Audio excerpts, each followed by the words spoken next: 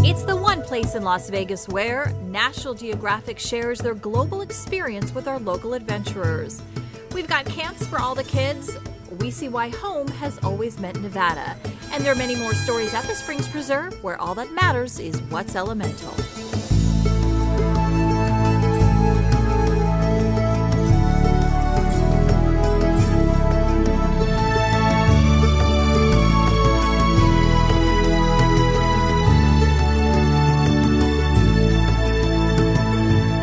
National Geographic is famous for capturing stunning images of the natural world. Our latest traveling exhibit, National Geographic Earth Explorers, brings you a rare behind-the-scenes look at the hard-working people who venture into the wild to bring back these images.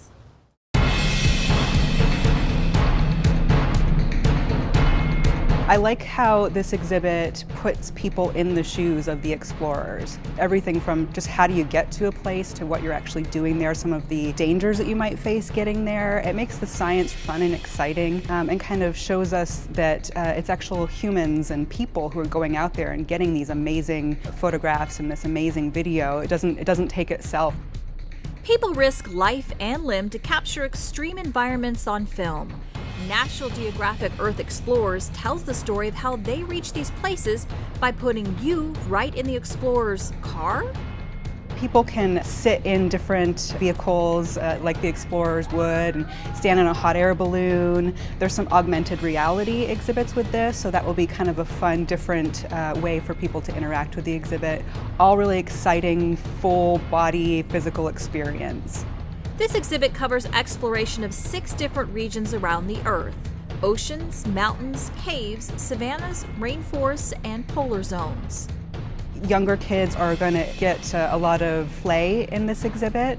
Guests will learn about the science that happens at these different field stations and how do you do experiments in the middle of the rainforest. And so they'll get more into the kind of the scientific concepts while also having the opportunity to play and to run around and put their hands on things and really get into the experience. We know our guests love the fresh new experiences our traveling exhibits provide, and visitors to National Geographic Earth Explorers are in for an especially stunning treat. I think this is an exhibit that can really inspire a lot of awe in people. The just beauty of it in general, it's aesthetically really exciting. It's really pretty. It's a really beautiful exhibit, and it also brings out the excitement. You don't often think about the exciting side of science. The science being done by National Geographic's teams are by far some of the most dramatic assignments on Earth. But these assignments have quite a lot in common with the ones being done by our teams here at the Springs Preserve. We're always trying to learn new things here at the Preserve. We'll never reach the bottom of what we can learn about our history, about this land here, about the wildlife that lives here and the plants. And I think that kind of global experience of exploring all different regions, we do that right here at the Springs Preserve too. So it kind of brings home this idea of finding a new adventure in the environment around you, just like we do right here at the Preserve and in the Mojave Desert. Begin your adventure. Become a Springs Preserve member today. All of our memberships include year-round access to the Springs Preserve and Nevada State Museum, discounts on activities and in the Divine Cafe and Gift Shop, exclusive member previews and events, and discounts to more than 300 gardens nationwide. The real jewel is our Silver State Pass memberships, your ticket to Premier Family Membership. This pass includes all bronze level benefits for 2 adults and up to 6 kids under age 18, like unlimited butterfly habitat admission, free stroller rental, and preferred parking. Plus, you'll get family admission to all signature events like Dia del Nino, Ice Cream Festival, Haunted Harvest, and more. You'll also receive 2 adult tickets to Brews and Blues and Grapes and Hops. And to top it all off, the Silver State Pass includes 2 annual guest admissions, which means that you can bring friends all year long. Sign up today. Check out springspreserve.org for details. Not every camp can boast access to experts in fields from archaeology to zoology. Here at the Springs Preserve, we have a tradition of camps that are equal parts fun and learning. And 2019's camp programs are shaping up to be some of the most exciting yet, mixing timeless camp activities with crazy awesome themes like biomimicry.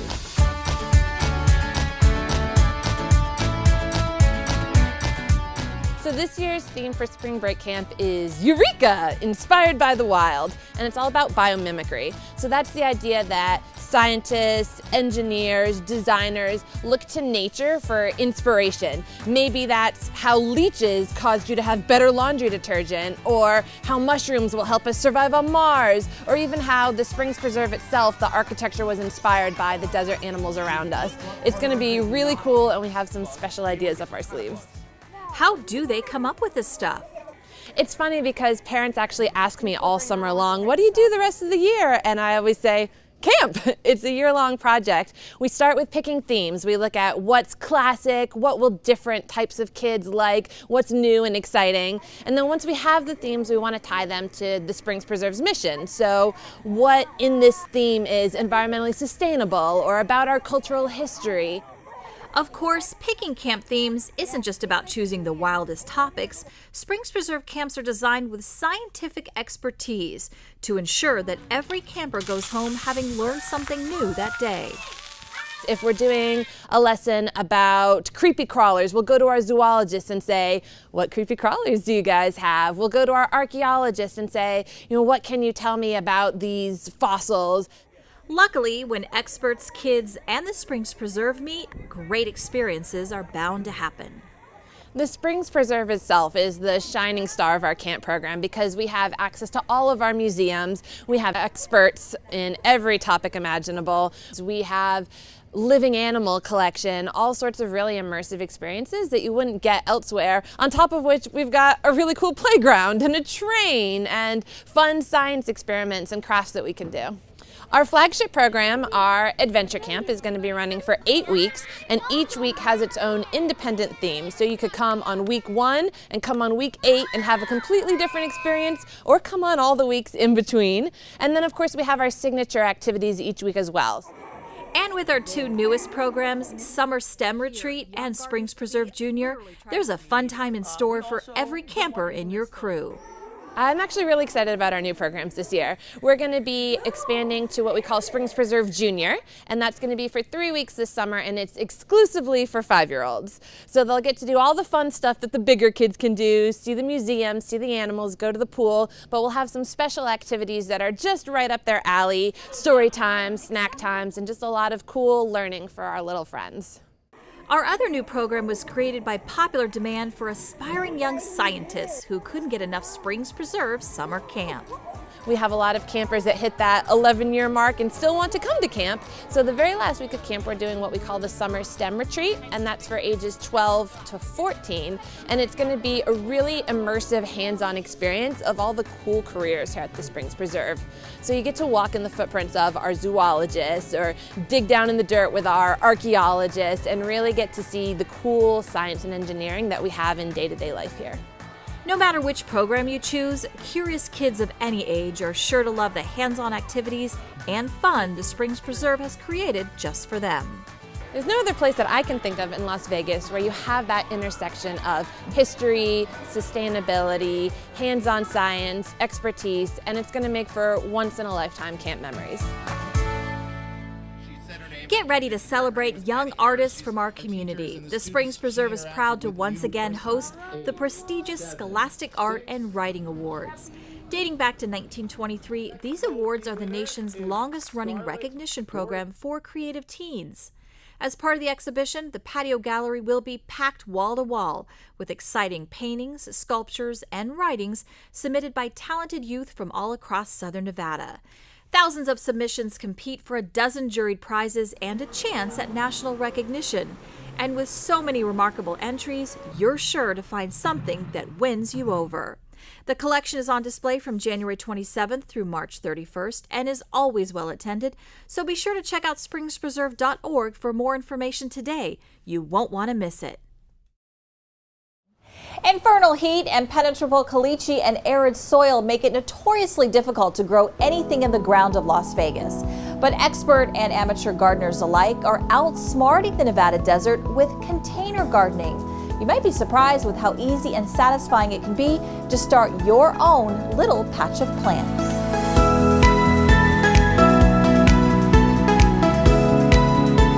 I love having containers in my garden because they add a little art and a little flair to it too. You can use pretty much anything that will hold soil enough to support the plant and support the roots, and that will allow water to drain through. It's a great way to start, especially if you don't know much about gardening. You can just start with one container, so you don't have a whole lot invested in it, and you gain your experience, and then you can add once you learn. Unlike in-ground gardening, container gardens fit well with the average Las Vegan's lifestyle, fitting into both busy schedules and limited spaces. You can even grow your plants indoors.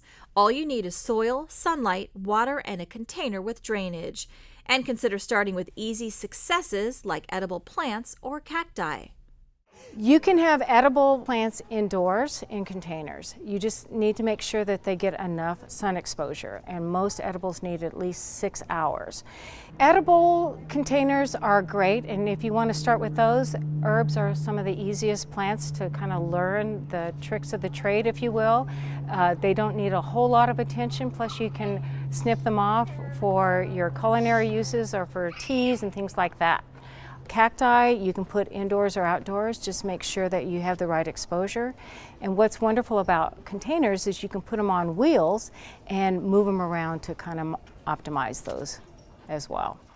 Naturally, different plants have different needs, but species with similar needs can successfully grow together in a single container, provided it's roomy enough and has the right kind of soil. For instance, if you are growing your cacti and succulents, you have a completely different type of soil mixture for that. It's very well draining, and you might see little rocks and things in there as well. With edibles and other container gardens, you want it really fluffy, because what ends up happening in your containers is the soil starts compacting. That's just kind of a natural occurrence. So you can add things like perlite, small lava rocks, or pumice to keep that fluffiness in there. Container gardening is just as much about the container you use as it is the soil. The right container can help you avoid missteps regarding two of your garden's most crucial needs: water and drainage.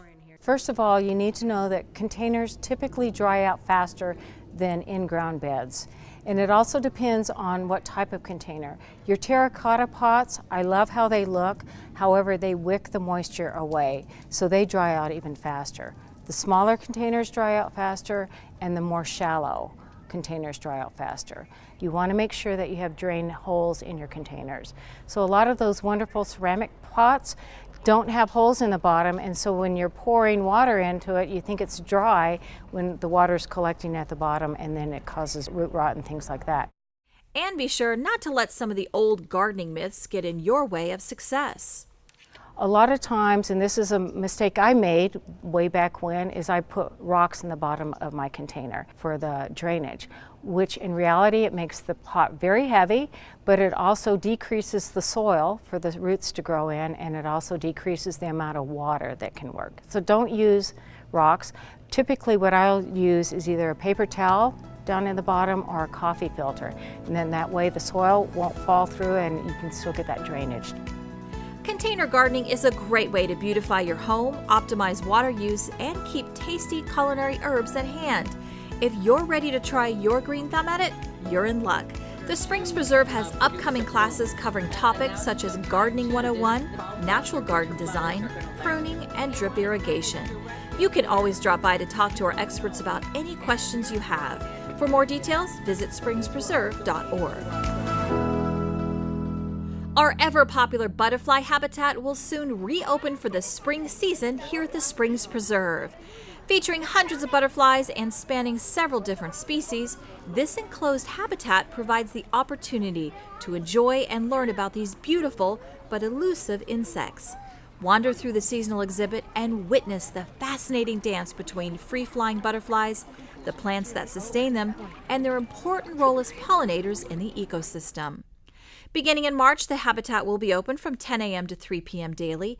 The schedule is subject to change based on weather conditions and special event availability. Admission is $2 for value members, $3 for non-members. Bronze and above members receive free admission.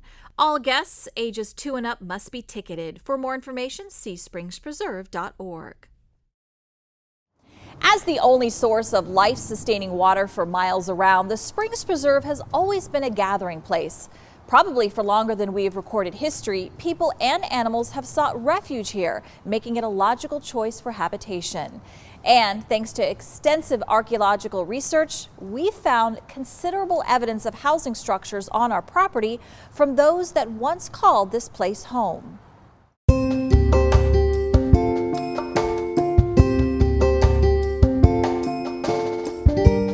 The earliest evidence we have of habitation, of people actually building homes here at the Springs Preserve, comes from our pit house area. These houses were very shallow constructions, maybe excavated down about 3 feet or so into the soil, and then over the top there would have been a superstructure or sort of a dome made out of willow or mesquite or other woody plants like that. The constant search for food or need to flee marauders meant these shelters had to be easily disassembled or abandoned, so they never left much of a footprint over time. So it took some pretty sophisticated equipment operated by experienced scientists to finally unearth these early homes. After the Springs Preserve was established in about 2008, we brought in a crew to do remote sensing work. We did ground penetrating radar and resistivity to judge what may have been under the surface of the ground rather than dig it all up. And we got some great results on that. We were able to re-identify a pit house that we had excavated in the early 2000s and found 2 more pit houses that we have remained unexcavated on the site. Built by the area's indigenous people, these shelters were known as wickiups or kani and were surprisingly effective against seasonal temperature extremes and as protection from the elements. Even though they were small, they accommodated most of the daily activities of life. So inside of these pit houses, you would have had a fireplace or a hearth, usually centrally located. In some of these other pit houses, you would have had storage pits that would have been excavated into the ground. So you would have had your stove and your refrigerator inside the floor of your house there. And so types of artifacts that we found in our pit house here include stone tools, things like projectile points or scrapers. We also had different types of ceramics, mostly cooking type vessels that would have been used in the fire to help cook their meals. Moving forward in time, the very earliest European settlers also found this spring site to be a desirable place to make roots. So we know that Mormon missionaries came here in the 1850s and constructed the Mormon fort. We know that they did some activities out here at the Springs as well, but they didn't build any houses, they didn't build any habitations. The next evidence we see of actual occupation here on the Springs Preserve site dates to the late 1800s, anywhere between 1870 and 1890. We know that J.B. Williams and John Howell were 2 ranchers that lived in here and owned 2 sections of land right next to each other. And John Howell, to the best of our knowledge, lived out here at the Springs. And once again, work done by UNLV in the early 1970s identified a dugout structure. Similar in concept to a pit house, a dugout employed improved technology to add square feet, depth, and much more durable walls and roof structure. Now here at the Springs Preserve, we were able to identify, in our dugout, we were able to see the adobe bricks. We were able to see cottonwood beams holding up the roof and roof beams on top. And very clearly, it had a south-facing entrance facing directly onto the creek there. When European settlers came into this land, they soon realized they needed to take some lessons from the indigenous people that preceded them. Locally sourced dirt beneath your feet can be compressed and mixed and turned into adobe over time. You don't have to go out and cut a bunch of timber down from Mount Charleston and bring it down into the valley. Your building materials are expedient, they're close to you, and you can use them from pretty much anywhere.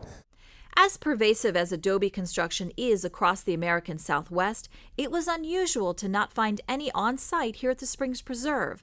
Then, an archaeological survey done in the early 2000s uncovered the ruins of an unusually large adobe building just north of the Spring Mound. They identified an area that looked like adobe melt. It looked like adobe bricks or an adobe wall had over time eroded and sort of flowed down onto the ground around it. This location, we found this adobe melt very closely fit a picture that was supposed to have been taken out here, dated to 1906. And the picture is really fantastic. It's a woman sitting on her horse in front of a collapsed adobe brick structure. And the fascinating thing about seeing this woman on the horse is you get an idea how big this house was. And the house was pretty substantial, probably about 20 by 40 feet in size. For that time period, that's pretty big for being made out of adobe bricks. Perhaps a century had passed from the building of that adobe dwelling and the taking of that photograph. and another century has passed since then. In that time, the population of this area has swelled to over 2 million people, and technology has advanced exponentially. But as our environment warms and water becomes more precious, we are now realizing that in order to make our modern homes as efficient as those built before, it might be a good idea to look to the ways of the past. Well, when you come to Springs Preserve and you see that span of history, from early habitation camping to pit houses to dugouts to adobe structures to the modern buildings you see here today, there's a lot of lessons that we can learn from people who've come before us. How they built their houses, how they interacted with the environment, what sort of passive ways they used to sort of heat and cool their houses and protect themselves from the elements. We have that all here, and so we can sort of tell that story from front cover to back cover about how life and how habitations and houses have developed in Las Vegas. Take a 20-minute narrated ride down the preserve's 2.2-mile exploration loop trail on our trackless train, or grab a Boomtown transfer if you just want to visit our historic recreation of Las Vegas's 1905-era Main Street. These round-trip trains leave hourly, starting at 9:30 a.m. daily, with the last transfer leaving Boomtown at 4:30 every afternoon. For ticket pricing and more information, visit springspreserve.org. Originating in the Middle East, this 14th century recipe has been so popular it rapidly spread across Europe and onto the Americas, being adapted along the way to suit local tastes and cultural influences. But Chef Cicely wants to take shakshuka back to its origins with all its inherent spices and rich flavors.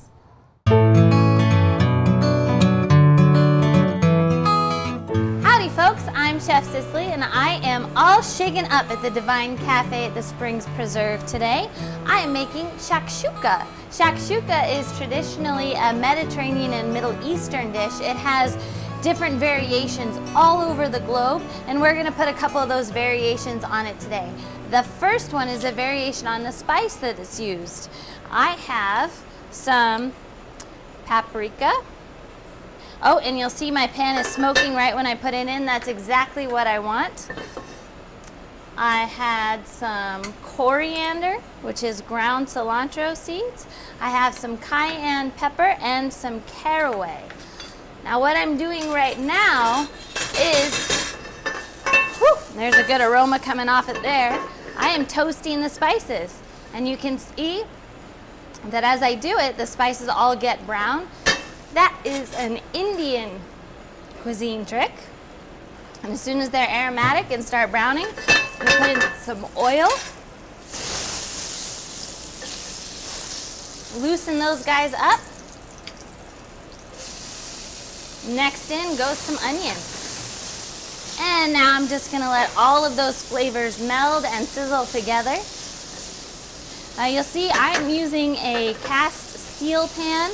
This is always done in something that's really heavy gauge, like a cast steel or a cast iron pan, which is a little bit more common. All right, those onions have some nice coating on them. It's all even, all the spices are evenly distributed and mixed up. And as soon as those onions start to be just a little bit translucent, which is sweating of the onions, I'm gonna add in bell peppers. And I have a mix of bell peppers here. I have orange, red, and yellow.